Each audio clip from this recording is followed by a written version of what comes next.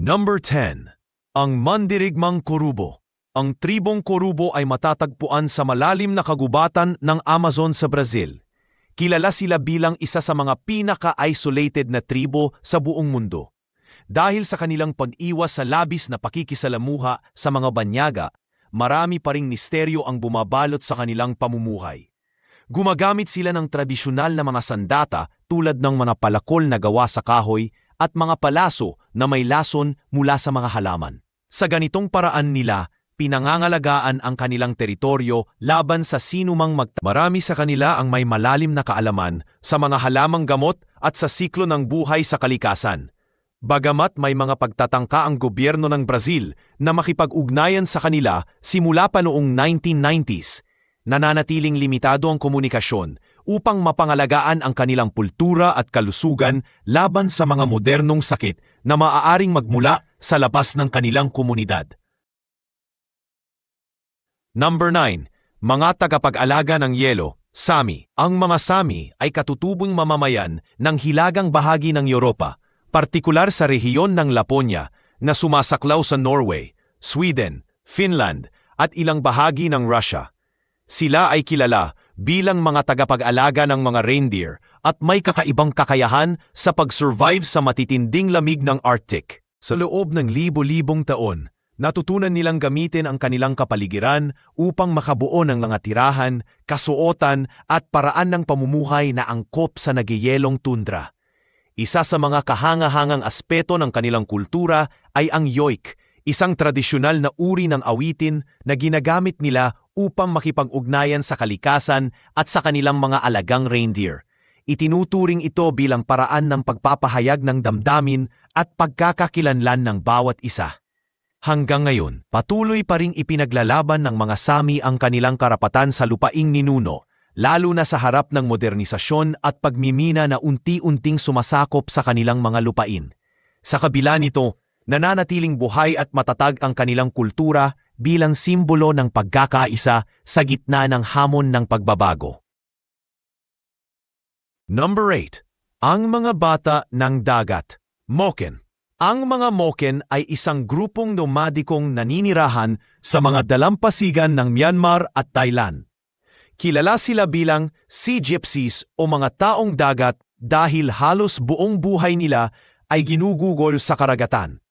Ang kanilang mga tahanan ay manabangkang kahoy na tinatawag na kabang, at dito sila natutong mangisda, magluto at mamuhay araw-araw. Isa sa mga pinakakamanghamanghang kakayahan nila ay ang malinaw na paningin sa ilalim ng tubig, lalo na sa mga bata na nakikita ng mas malinaw kaysa sa karaniwang tao kahit walang salamin. Dahil sa natatanging relasyon nila sa karagatan, ang mga Moken ay may malalim na kaalaman sa pagbabasa ng alon, direksyon ng hangin at paggalaw ng mga isda. Ngunit sa paglipas ng panahon, unti-unting nagbabago ang kanilang pamumuhay dahil sa modernisasyon at turismo. Marami sa kanila ang napipilitang manirahan sa lupa at tanggapin ang mga pagbabago ng makabagong mundo. Gayunpaman, nananatili silang isa sa mga pinakatunay na halimbawa ng ugnayan ng tao at kalikasan, isang pamayanang nabubuhay sa ritmo ng dagat. Number 7. Ang mga tagapagmana ni Alexander, Brokpa. Matatagpuan ang tribong Brokpa sa matataas na kabundukan ng rehiyon ng Ladakh sa India. Sila ay naninirahan sa mga liblib na baryo na may malamig na klima at manipis na hangin.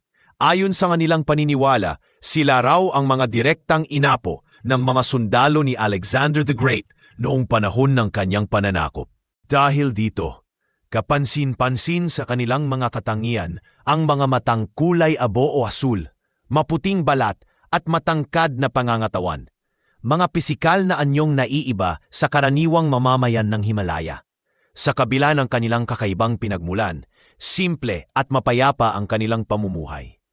Umaasa sila sa pagtatanim ng mansanas, nogales at iba pang pananim na kayang mabuhay sa mataas na lugar. Kilala rin sila sa kanilang mga kasuotang makulay at sa mga pagdiriwang na puno ng sayaw at musika. Gayunpaman, mahigpit ang kanilang patakaran sa pagpapakasal upang mapanatili ang kanilang lahi. Sa panahon ngayon, tinuturing ang mga Brokpa bilang isang buhay na koneksyon sa sinaunang kasaysayan ng mundo. Isang patunay kung paano ang kultura ay nananatiling buhay sa kabila ng paglipas ng libu-libong taon. 6. Ang misteryosong Aghori.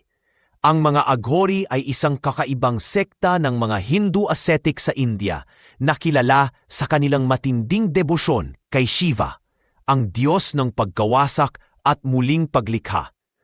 Hindi tulad ng karaniwang mga monghe, isinasagawa ng mga Aghori ang kanilang relihiyosong pagsasanay sa mga lugar ng kremasyon, isang simbolo ng pagharap sa kamatayan at pagtalikod sa materyal na mundo.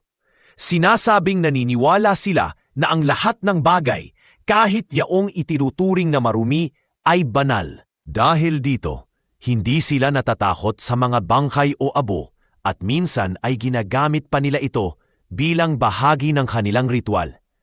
Bagaman madalas silang mapagkamalang kababalaghan o panganib, ang paniniwala ng Aghori ay nakabatay sa ideya ng pagkakapantay-pantay ng lahat ng nilalang at kalayaan mula sa takot.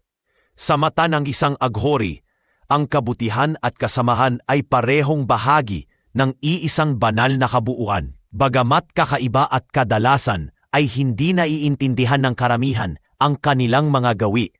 Ang kanilang layunin ay ang maabot ang moksha, ang lubos na kaliwanagan at kalayaan mula sa siklo ng muling kapanganakan. Number 5. Ang mga tagapagtanggol ng isla, Sentinel. Ang mga Sentinel ay isa sa pinakahuling tribong hindi pa rin nakikipag-ugnayan sa modernong mundo. Nakatira sila sa North Sentinel Island, isang maliit na bahagi ng Andaman Island sa India. Sa loob ng higit 60,000 taon, pinili nilang mamuhay ng hiwalay sa sibilisasyon. Kilala sila sa kanilang matinding proteksyon sa kanilang lupain. Anumang pagtatangkang lapitan sila ng mga dayuhan ay agad nilang tinatanggihan gamit ang mga pana at sibat. Dahil dito, kakaunti lamang ang nakakaalam tungkol sa kanilang kultura, wika at paraan ng pamumuhay. Ayon sa mga mananaliksik, ang mga Sentinel ay mahusay na mangingisda at mga naso. Ginagamit nila ang mga materyal mula sa kagubatan at dagat upang makagawa ng mga bangka at sandata. Noong 2004, matapos ang malaking tsunami, napagmasdang ligtas pa rin sila, isang patunay ng kanilang malalim na kaalaman sa kapaligiran. Pinoprotektahan sila ngayon ng pamahalaan ng India upang mapanatili ang kanilang kaligtasan mula sa mga sakit at impluensya ng labas na mundo. Sa kabila ng misteryo, ang mga Sentinel ay paalala ng kahalagahan ng kalayaan at karapatan ng mga katutubo sa kanilang sariling lupain. Number 4. Ang mga tagapagtayo sa itaas, Korowai. Ang tribong Korowai ay matatagpuan sa malalim na kagubatan ng Papua, Indonesia, at kilala sa kanilang kahanga-hangang kasanayan sa paggawa ng mga bahay sa taas ng mga puno, umaabot ng hanggang 50 metro mula sa lupa. Ginagawa nila ito hindi lamang para sa ganda ng tanawin, kundi upang maiwasan ang mga mababangis na hayo at baha na karaniwan sa rehiyon. Ang bawat bahay ay gawa sa mga materyales na galing sa paligid, tulad ng kawayan, ratan at dahon ng palma. Sa kabila ng kakulangan sa modernong kagamitan, natutunan nilang gamitin ang balanse, lakas at tiyaga upang makagawa ng matibay na tirahan.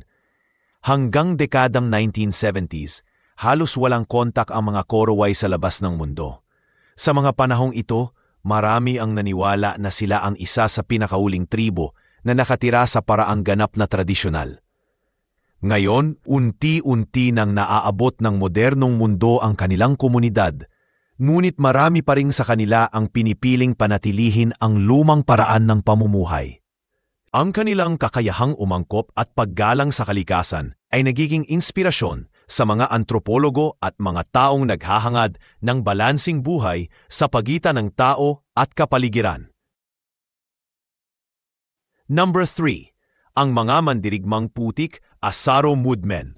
Ang mga Asaro o tinatawag ding Mudmen ay mula sa Papua New Guinea at kilala sa kanilang kakaibang tradisyon ng pagsusuot ng mga maskara at pagbabalot ng katawan sa putik. Minsang natalo ang kanilang tribo sa labanan at napilitang magtago sa ilog.